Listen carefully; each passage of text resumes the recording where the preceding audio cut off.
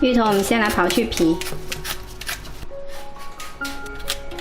现在物价好贵哦，芋头要5块钱一斤，连番薯都要4块钱一斤了。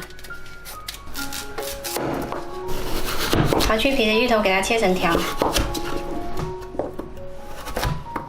切好之后用清水洗一下，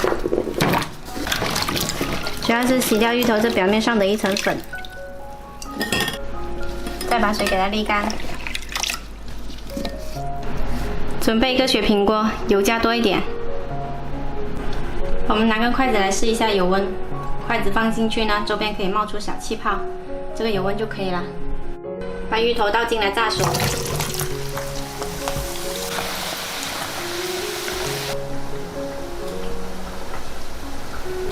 这芋头炸到你这样子翻动的时候，你可以听到它里面有声响，就是很脆的那种咯咯咯的声音。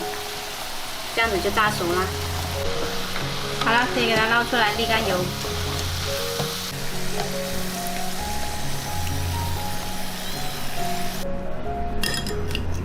我们再来切点葱，葱白不要。重新拿个锅，加热一点点清水，先煮开。水煮开了之后，加入半碗白糖，小火给它慢慢熬开。记得要用小火。现在开始冒大泡了，等会慢慢熬，它会变成小泡。熬了这个泡变得很密了，就把这个葱花加进来。然后就可以关火啦。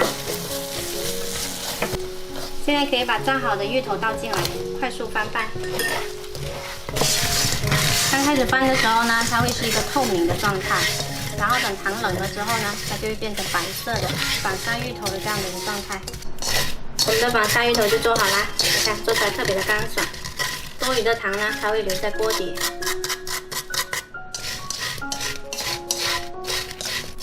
特别香甜的反沙芋头，送茶或者当小点呢都特别好。